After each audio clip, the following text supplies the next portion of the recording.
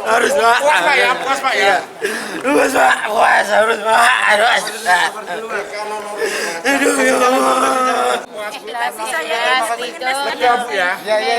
Lega ya. Rasa sesuai Bu ya dengan sudah sesuai Bu ya dengan perbuatan Bu ya. Pemirsa, sidang putusan terhadap Heri Ali Sanjaya, terdakwa kasus pembunuhan wanita yang mayatnya dibakar di kebun kelapa beberapa bulan yang lalu, divonis hukuman mati oleh majelis hakim di Pengadilan Negeri Banyuwangi Selasa sore. Keluarga korban yang mengikuti sidang tidak kuasa menahan tangis dan sujud syukur saat mengetahui putusan tersebut. Keluarga mengaku puas atas putusan tersebut karena sesuai dengan apa yang diperbuat oleh terdakwa.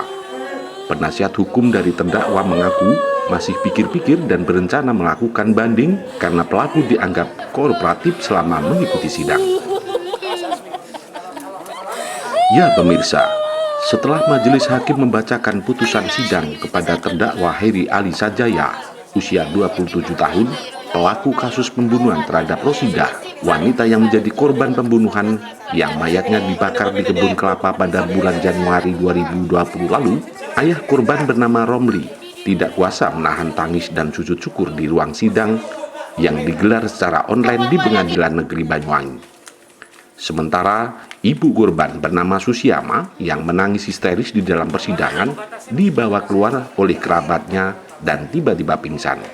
Dalam kondisi itu, suasana di luar sidang panik dan membawa ibu korban ke ruang mediasi. Sidang putusan ini dipimpin oleh Saipul Arif sebagai majelis hakim Pengadilan Negeri Banyuwangi. Selama proses menjalani persidangan, terdakwa Ali Heri Sanjaya telah terbukti bersalah melanggar pasal dalam dakwaan primer pertama, yakni pasal 340 KUHP tentang pembunuhan berencana dan dakwaan primer kedua pasal 362 KUHP tentang pencurian.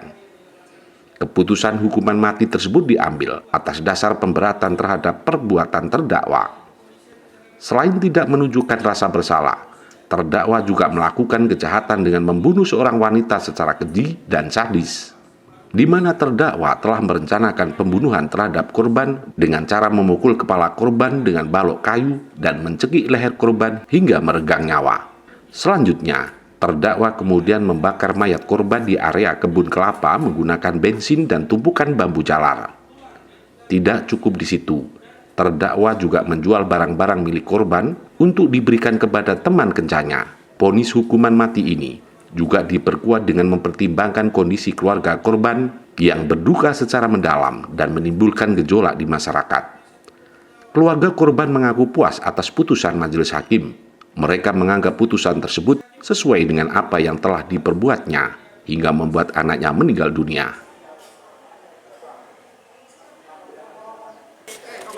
Sudah dihukum mati Pak pelakunya. Gimana Pak? Harus Pak. Puas Pak ya, puas Pak ya. Puas Pak, puas harus Pak. Harus. Aduh ya. Lega Bu ya. Lega ya. Rasa sesuai Bu ya dengan sudah sesuai Bu ya dengan perbuatan Bu ya. Pengacara terdakwa menyatakan bahwa putusan hukuman mati tersebut dinilai terlalu berat bagi terdakwa. Menurutnya, masih ada hal-hal yang dipandang masih bisa meringankan perbuatan terdakwa selama persidangan berlangsung. Tim kuasa hukum berencana akan menempuh upaya hukum selanjutnya yakni banding. Terdakwa juga masih pikir-pikir atas putusan tersebut hingga 7 hari ke depan. Putusan ini tidak beda jauh dengan tuntutan jaksa. Tuntutan jaksa kan sama ya, pidananya pidana mati. Nah, bagi kami tadi sebagaimana disampaikan oleh terdakwa, dia masih menyatakan pikir-pikir. Nah, ini juga kita tidak lanjuti apa yang disampaikan oleh terdakwa tadi. Jadi terhadap putusan itu pada prinsipnya kita juga pikir-pikir dan ada waktu 7 hari ke depan untuk dalam rangka pikir-pikir itu. Ada kemungkinan banding Pak? Insya Allah ya, karena ini kan pidananya mati. Jadi tidak bisa lah, tetap kita tidak akan menempuh upaya hukum banding. Oke? Jadi tetap kita menyatakan banding. Sementara itu, jaksa penuntut umum mengaku menerima putusan majelis hakim. Mereka menganggap jika apa yang telah diperbuat oleh terdakwa sesuai dengan putusan yang diberikan majelis hakim. Pihaknya juga siap menempuh upaya hukum selanjutnya jika pengacara terdakwa juga masih belum puas dan siap menempuh jalur hukum banding. Pada intinya kami menghormati dan berterima kasih kepada Majelis Hakim Pengadilan Negeri Banyuwangi karena dalam putusannya telah mengambil alih pertimbangan penuntut umum dalam tuntutannya yang dimasukkan dalam putusan dan sudah memberikan vonis atau putusan sesuai dengan tuntutan. Untuk selanjutnya dari kami akan berkoordinasi dengan pimpinan untuk menentukan sikap lebih lanjut. Apakah terima atau apabila dalam waktu 7 hari terdakwa atau penasihat hukum menyatakan upaya hukum, kami akan segera menentukan sikap dengan berkoordinasi dengan pimpinan kami. Artinya jika terdakwa banding, JPU juga banding, Pak? Insya Allah apabila terdakwa melakukan upaya hukum, kami juga mengajukan upaya hukum.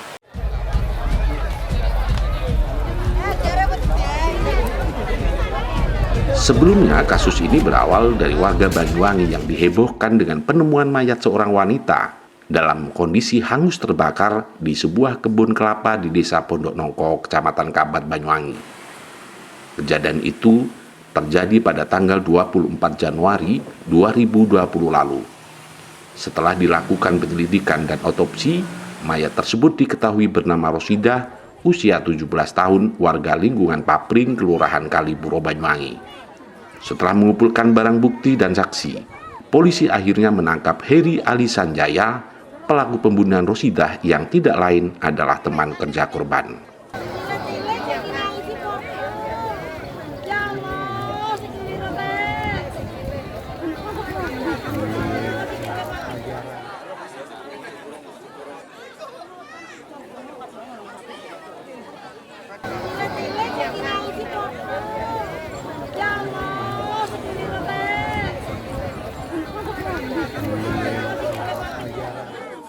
Dari Banyuwangi, Jawa Timur, Tim Liputan Banyuwangi 1 TV melaporkan.